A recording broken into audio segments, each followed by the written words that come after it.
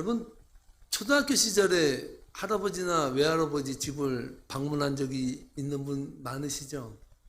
보통 방학 때는요, 가만히 지금 생각해 보면 어머니가 귀찮으니까 보낸 것 같아. 우리 외할아버지 집에 저희 누나랑 저를 꼭 방학 때면 꼭 보냅니다. 그러면 거기 가서 한 2, 3주를 있다가 오는데, 저희 외할아버지 집에 가면 늘 일상적으로 그 방학 때마다 가다 보니까 친구가 있습니다. 그러면 외할아버지 집에 가서도 친구랑 같이 놀다 보면 저녁이 늦게 밥대를 놓치면서까지도 놀 때가 많았습니다.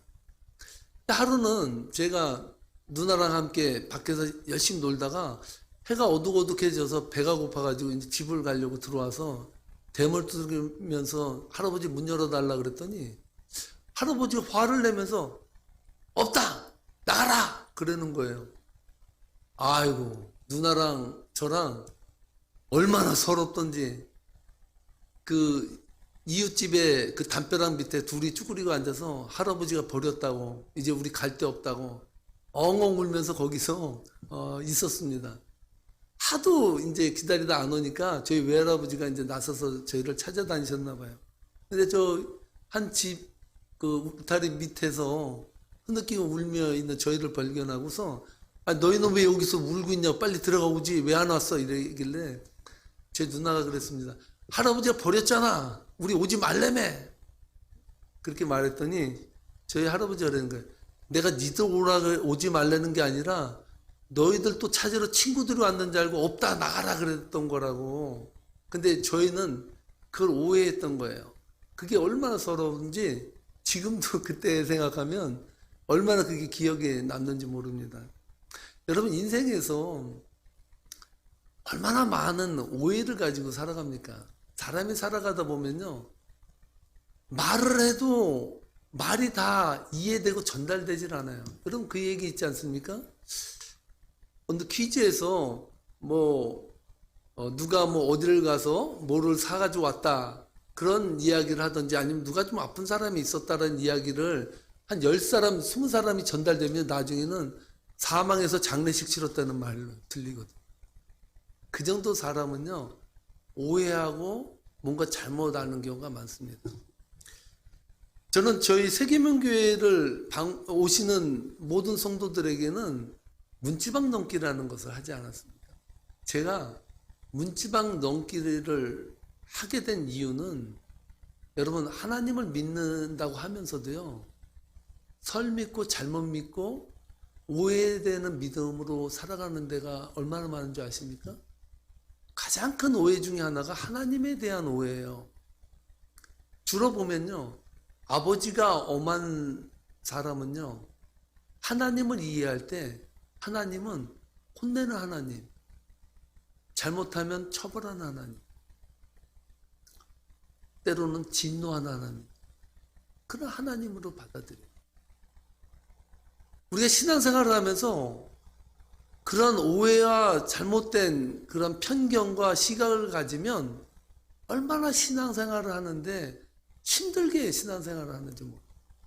그래서 저는 늘 성도님들에게 말씀드릴 때마다 하나님을 바로 알아야 된다.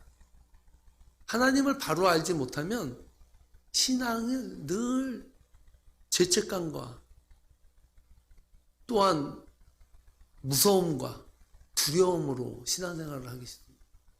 그런 사람들은요, 신앙생활을 열심히 하는 것 같은데 때로 보면 터지지 않으려고 내가 이렇게 하다 하나님이 또 하는데 또 때리지.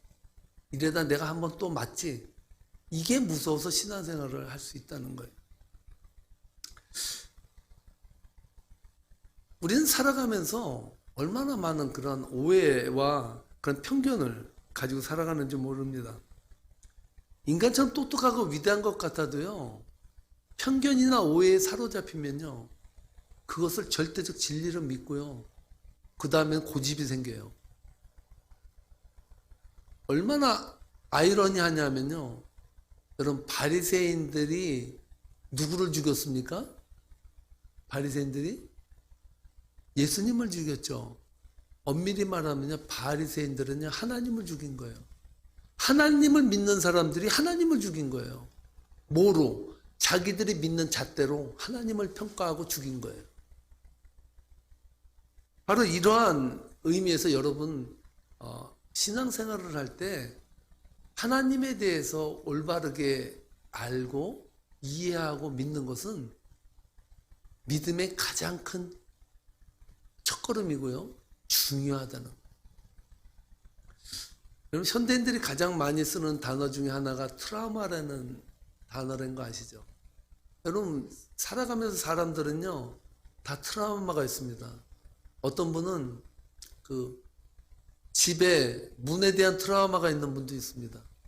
때로는 문이 잠겼는데도 이게 잠겼나 안 잠겼나를 놓고 계속 이렇게 열어본다고 하지 않습니까? 목회자인 저에게도 트라우마가 있어요. 제가 어떤 트라우마가 있냐면요. 저희 아버지가 사기로 망하지 않았습니다. 친구가 사업하자 그래서 저희 아버지를 꼬셔서 사업을 했는데 사업을 한 게 아니라 사기를 친 거죠. 그래서 저에게 있는 트라우마 중에 하나가 가장 큰 것 중에 하나가요. 남이 나를 속이거나 사기쳤거나 내가 좀 그런 거에 휘말렸다고 생각하면요. 화가 나, 화가. 왠지 모르게요. 그러한 생각이 들면요. 제가 아니라 다른 사람이 저에게 들어와서 울컥 변한 저를 발견할 때가 많습니다. 제가 코스코에 갔거든요. 코스코에 가면 뭐 먹는 푸드 이렇게 시식하는 데도 많지 않습니까? 거기는 제가 꼭 한 바퀴 돕니다. 그러면 옆에 핫도그를 안 먹어도 돼요. 이게 무슨 맛인가 꼭 봐야 돼. 근데 나오는 이제 출구 쪽에 보니까요.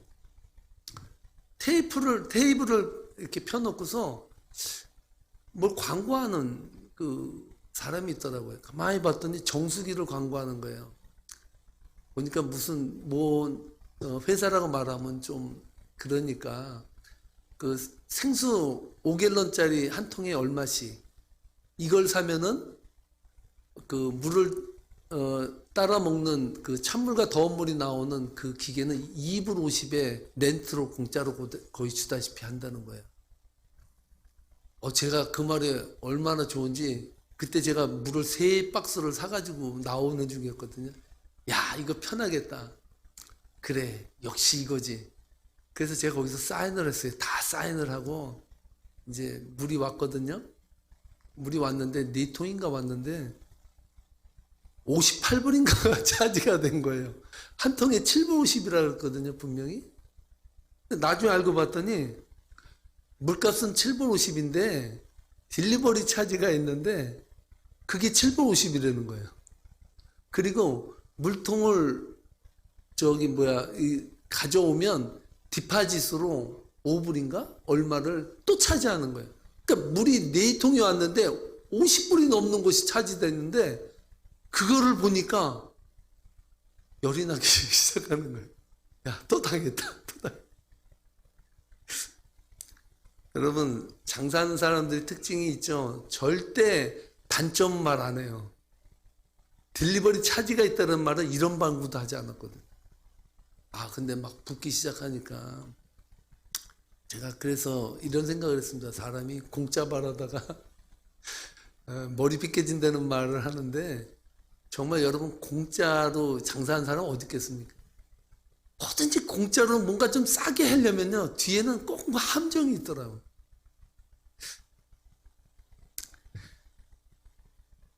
여러분 우리가 살아가면서 누구나 이러한 트라우마를 가지고 살아가는데 그러다 보면요 세상에 대해서 하나님의 말씀에 대해서 이상하게 오해하고 잘못 들리는 경우가 많다는 거예요. 지난 시간에 말씀드렸듯이 방주에서 나온 노아가 배에서 내리자마자 무엇을 했습니까? 뭐 했어요? 하나님께 제사를 드렸죠. 번제를 드리면서 예배를 드렸습니다. 창세기 8장 21절 말씀에 보면 그 향기를 받으시고 하나님께서 그 중심에 다시는 사람으로 말미암아 저주하지 않겠다는 약속까지 받았습니다.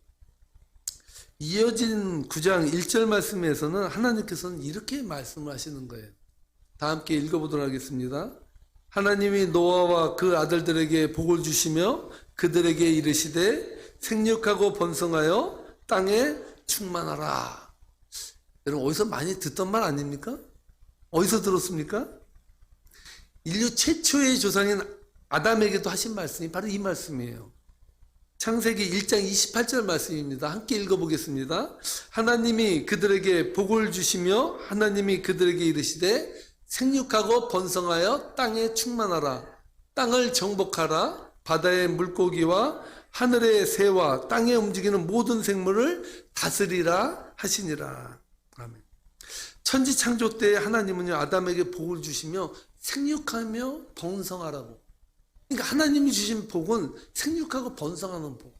하나님께서는 늘 우리들에게 복을 주시는 하나님임을 말해주고 있습니다. 그렇게 아담에게 생육하고 번성하라고 말씀하신 하나님께서 오늘 본문에 보니까 노아에게도 생육하며 번성하라고 말씀하시는데 모든 것이 홍수로 쓸려나간 그 상태에서 그러니까 아담과는 다른 거예요. 생육과 번성의 의미가 아담 때와 노아 때는 좀 다르다는 거예요. 노아 때는 홍수로 쓸려나간 상태에서 하나님은 노아에게 복을 주시며 생육하고 번성하라 이렇게 말씀하셨다는 겁니다. 그래서 어떤 학자는요 노아를 일컬어서 제2의 아담이다. 다시 하나님께서 생육하고 번성하는 복을 아담을 통해서 다시 시작하셨다라고 말하는 분도 있습니다. 그런데 아담과 노아에게 주신 복이 좀 다르다고 말씀드렸지 않습니까? 무엇이 다를까요? 아담에게 생육하고 복을 주신 생육하고 번성하라는 것과 노아에게 복을 주고 생육하여 번성하라는 것과 차이점이 있어요. 그 차이점이 무엇입니까?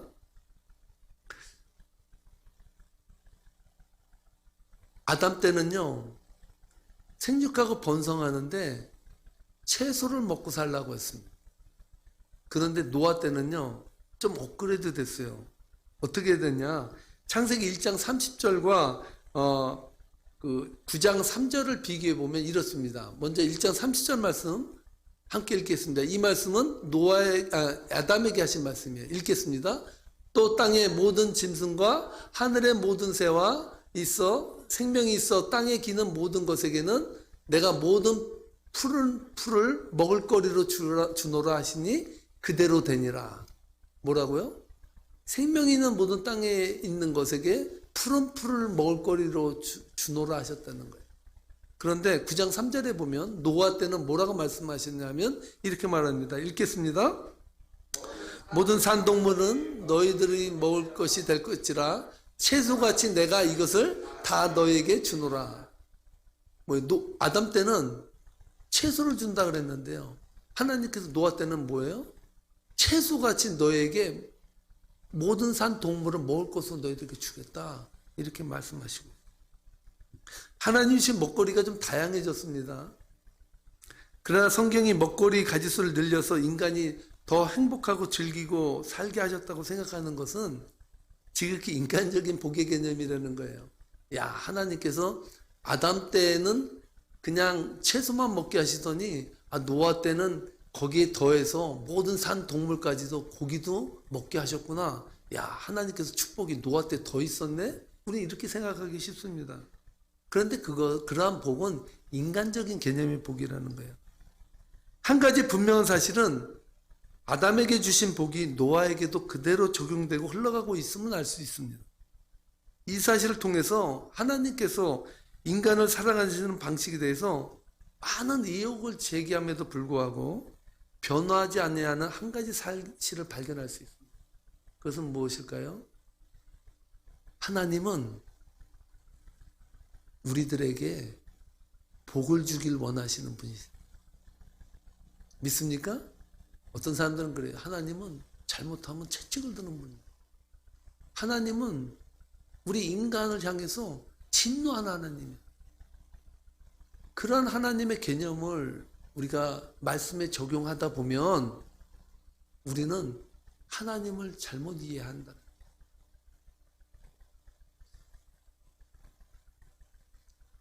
하나님은 우리들에게 복을 주시기를 원하십니다. 물론 아담이 느낀 복의 개념과 노아가 느낀 복의 개념에는 분명한 차이가 있습니다. 아담에게 복을 주어 생육하고 번성하라고 말씀하셨을 때는 모든 만물을 창조하시고 인간을 지으시고 그것을 다스리도록 하셨습니다. 아담은 에덴의 편안한 상태에서 누린 복이에요. 그 복이 아담에게는 그렇게 왔다는 거예요. 그러나 노아에게 온 복은 달라요. 어떻게 다르냐? 생육하고 번성하라고 말씀하셨을 때는 노아에게 말씀하셨을 때는 홍수로 말미암아 초토화된 상태에서 말씀하셨다. 그 상태에서 하나님께서 노아에게 복을 말씀해 주셨습니다. 노아가 받아들인 복은 아담과는 차원이 다른 복이라는 거예요.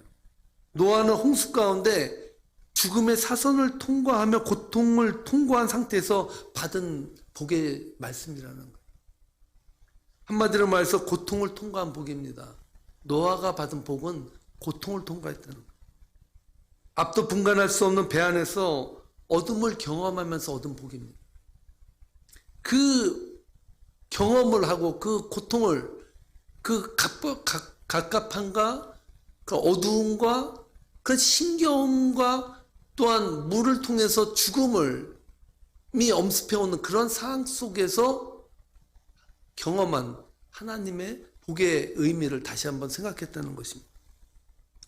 유시야 씨가 쓴 새는 날아가면서 뒤를 돌아보지 않는다는 책에 보면요, 이런 내용이 나옵니다. 고통은 우리를 동굴 안에 가두며 영원히 외부의 빛을 다시 볼 수 없을 것으로 만든다. 삶이 이대로 끝나버릴 것 같다. 그러나 그 기간을 통과하면 어느 날 봄 햇살이 느껴지고 터질 듯한 꽃망울들이 보이고 바람을 이겨내는 나비의 날개짓이 다가온다. 그러면서 이런 말을 합니다. 축복이라는 영어 단어는 아이러니하게도 상처 입히다라는 프랑스에서 나왔다고 말합니다. 축복이 상처를 입히다라는 프랑스어에서 나왔다는 거예요. 쉽게 얘기하면 뭡니까? 축복은 종종 상처와 고통을 통해 오기 때문에 삶이 지닌 경유와 아름다움 앞에 무릎 꿇기 위해서는 어두운 동굴의 시간, 심리적 추락의 경험이 필요하다고 말하고 있습니다. 무슨 뜻인지 아시죠? 여러분, 축복이라는 것을 진짜 축복을 이해하려면 정말 죽음의 순간에 직면해보고 어둠의 터널을 경험해보고 상처를 경험해보고 트라우마도 경험해보면서 그 안에서 진하게 울리는 하나님의 그 은혜, 그것을 붙잡는 것이 축복이다 라고 말하고 있다는 거예요. 이 글을 읽으면서 저는 이런 생각을 해봤습니다. 하나님이 주신 복을 진짜 이해하기 위해선 노아처럼 아픔과 고통과 죽음을 직면하는 상황을 통과할 때 하나님이 주시는 진정한 축복의 의미를 이해할 수 있는 것이구나 라는 거지. 사랑하는 성도 여러분, 여러분의 신년 가운데 상처 없는 인생이 어디 있겠습니까? 문제 없는 인생이 어디 있어요? 아픔 없는 인생이 어디 있어요? 근데 중요한 것은 노아가 받은 내가 너에게 복을 주기 원한다. 그 복은 노아에게는 절절한 그 삶의 고백으로 감사로 다가왔다는 사실. 여러분 구태여 애써 그런 하나님께서 고난을 통해서 하나님의 복을 더 느낄 수 있으니까 이제부터 나는 고난 속에 살리라 하고 애써 고난의 길을 자처해서 가라는 말은 아닙니다. 그러나 하나님의 축복을 받아들이고 이해하는 데 있어서 고통도 쓰임이 있다는 사실, 사실을 때로 고통도 동반된다는 사실을 이해할 때 우리의 영적인 삶이 하나님에 대한 이해가 더 깊어진다는 사실을 우리는 알아야 된다는 것입니다. 하나님이 아담에게 복을 명하시고 모든 것을 누릴 자유를 주셨지만 그 자유에는 제약이 있었습니다.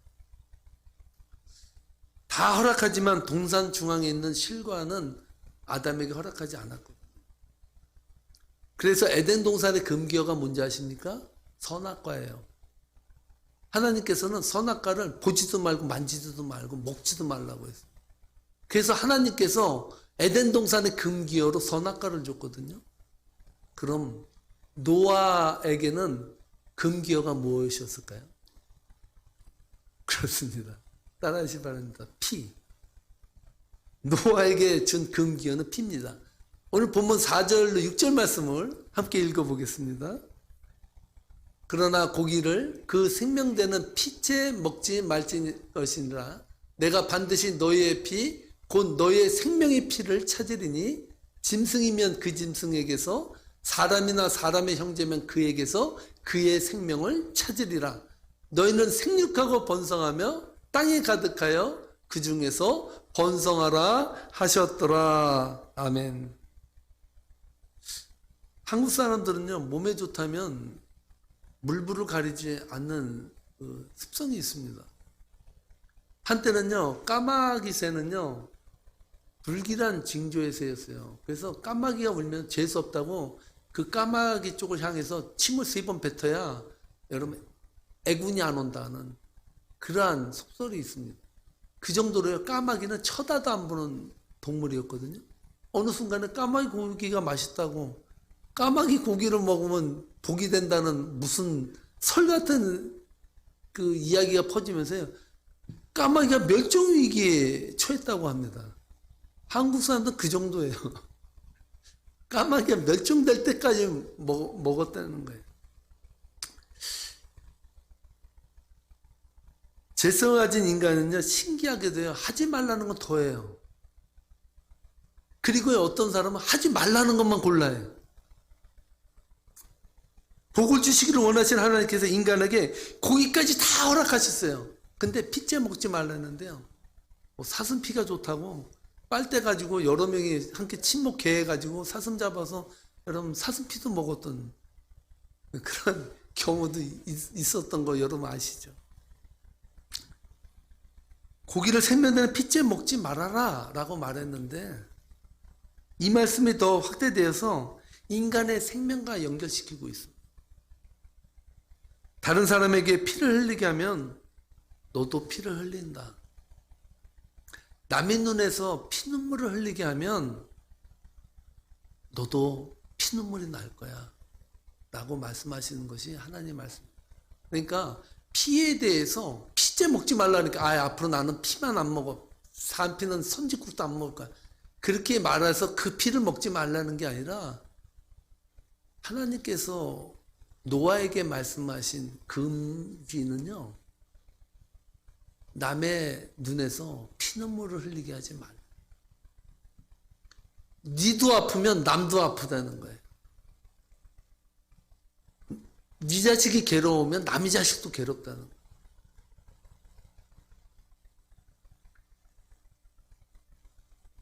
하나님이 주시고 명령하신 복과 인간이 추구한 복은 완전히 다릅니다. 하나님이 명하신 복은 인간의 욕구와 욕망을 충족시키는 복이 아니에요. 그런 복을 추구하는 인간에게 하나님이 주시는 복을 그리 달가워하지 않습니다. 인간은 자기 마음대로 욕구와 욕망을 충족해야 직성이 풀립니다. 머리는 하나님의 말씀을 따르지만요, 삶은 이성에 충실해요. 머리로는 하나님을 믿고 섬겨야 되는 건 알지만 삶의 문제에 있어서는요, 이성과 현실과 세상을 쫓아 살아가는 것이 우리들의 모습 아닙니까? 복을 주시기 원하신 하나님의 뜻에 따라 복을 구하지 않는 이유는 하나님이 명하시는 복들이 성에 안 차기 때문이에요. 내가 생각하는 복과 다르기 때문이에요. 다른 사람의 피를 흘려서라도 내 인생의 행복을 누리기를 원하는 것이 인간의 마음이라는 사실. 요즘 전두환 전 대통령의 그 손자가 큰 사고 쳤습니다. 그는 자신의 할아버지는 학살자이고 자신의 집안은 사람들의 피 위에 세워진 집안이라고 폭로했습니다. 무수히 많은 사람들을 죽이고 정권을 잡고 그 정권으로 검은 돈을 축적해서 호화 생활을 하면서도 전 재산이 29만 원이라고 신고했습니다. 그는 죽으면서까지도 사죄하지 않고 그 무수히 많은 사람들이 죽어갔음에도 불구하고 아무 양심의 가책이 없이 죽었습니다. 그의 비리가 손자에 의해서 밝혀지기 시작한 거죠. 유튜브 생방송 중에 자신이 마약을 먹고 검사를 받아야 감옥에 가지 않겠냐면서 실제로 그 생방송에서 마약을 먹고 경찰이 와서 그 생방송을 중단시켰다고 할 정도. 그러한 비참한 그 상황들을 눈으로 보고 있습니다. 저는 이 방송을 보면서 평생 욕망과 명예의 욕구에 사로잡혀 살아가는 자들의 복의 말로는 이런 거구나. 정말 세상의 복을 추구하고 세상 것으로 살아가는 그런 사람들의 그 끝은 허무와 절망이구나. 이러한 생각을 하게 됐습니다. 평생을 학살자 소리를 들어가며 집안에 그 스크린 골프장까지 만들고 아방궁처럼 호화롭게 그 안에서 즐기며 호텔 한 층을 그냥 예약을 해가지고 호화 파티를 벌리고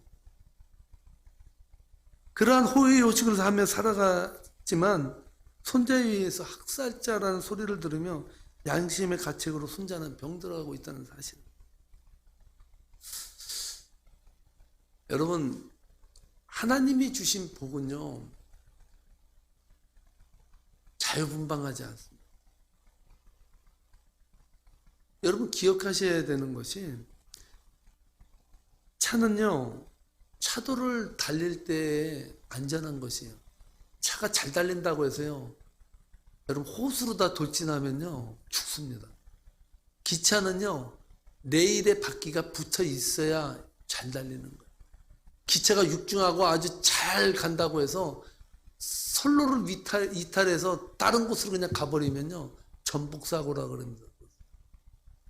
기차는 철로 위에 있을 때 안전한 거예요. 여러분 생각하시기 바랍니다. 하나님이 주시는 복으로 살아가는 인생을 추구하시기 바랍니다. 하나님은 여러분들에게 저와 여러분들에게 복을 주시기 원하시는 거예요. 근데 그 복은 세상이 추구하는 복과 다르다는 거예요. 우리가 그것을 깨닫게 될 때 진정으로 우리는 하나님이 주신 복에서 자유를 누리고 그 복을 만끽하고 그 복을 즐기고 그 안에서 감사하고 자유함을 느낄 수 있다. 그 외에 우리가 추구하는 모든 복들은요 허무로 끝나버린다. 절망으로 끝나버린다. 예수님은요 우리들에게 평안을 주신다고 약속을 하시면서요 이런 말씀하세요. 그 평안이 예수님이 주시는 그 평안이 세상과 다르다고 말씀하시는데 요한복음 14장 27절 말씀에 보면 이렇게 말합니다. 함께 읽어보겠습니다. 평안을 너에게 끼치노니 곧 나의 평안을 너에게 주노라. 내가 너에게 주는 것은 세상에 주는 것과 같지 아니하니라. 너희는 마음에 근심하지도 말고 두려워하지도 말라. 주님께서 말씀해요. 내가 너희들 평안을 줄 거야. 내가 너에게 평안을 주는 이 평안은 너희의 마음에 근심도 되지 않냐고 두려움도 사라지는 거야. 왜냐? 내가 주는 평안은 세상 사람들이 추구하는 평안과 다르기 때문에. 달라요. 우리는요 하나님을 예배할 때 자유로움을 느껴요. 하나님 안에서 우리가 살아갈 때 우리는 행복을 느껴요. 하나님 그렇게 지으셨다. 여러분 우리나라 옛말에 우물에서 순영 찾는다는 말이 있잖아요. 우리가 하나님 안에서 정말 하나님은 우리들에게 복을 주기 원하시는 거예요. 우리가 평안 가운데 두려움 없이 근심하지 아니하고 살아가기를 원하죠. 만약에 여러분들의 인생에 근심과 두려움이 있다면 여러분들이 추구하는 복, 여러분들이 추구하는 그 평안이 하나님이 주시는 복과 평안과 다르겠죠.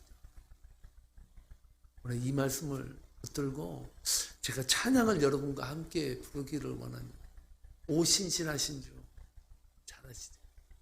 이 찬양을 하나님의 주시는 복을 음미하며 함께 불러보도록 하겠습니다. 하나님 한 번도 나를 하나님 한 번도 나를 실망시킨 적 없으시고 언제나 공평과 은혜로 나를 지키셨네. 오 신실하신 주, 오 신실하신 주, 오 신실하신 주, 내 너를 떠나지도 않으리라. 내 너를 떠나지도 않으리라. 내 너를 버리지도 않으리라. 약속하셨던 주님, 그 약속을 지키사 이후로도 영원토록 나를 지키시리라 확신하네.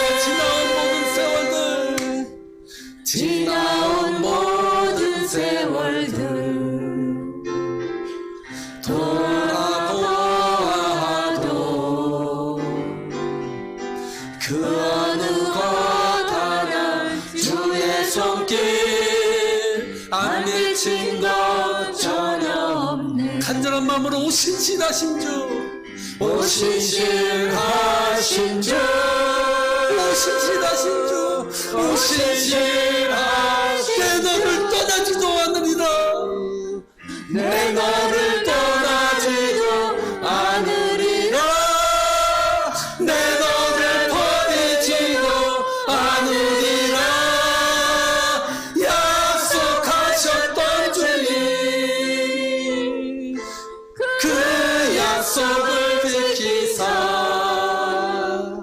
이후로도 영원토록 나를 지키시리라 확신. 오 신실하신 주, 오 신실하신 주,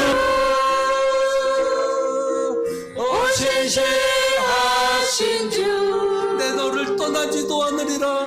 내 너를 떠나지도 않으리라. 내 너를 버리지도 않으리라. 약속하셨던 주님,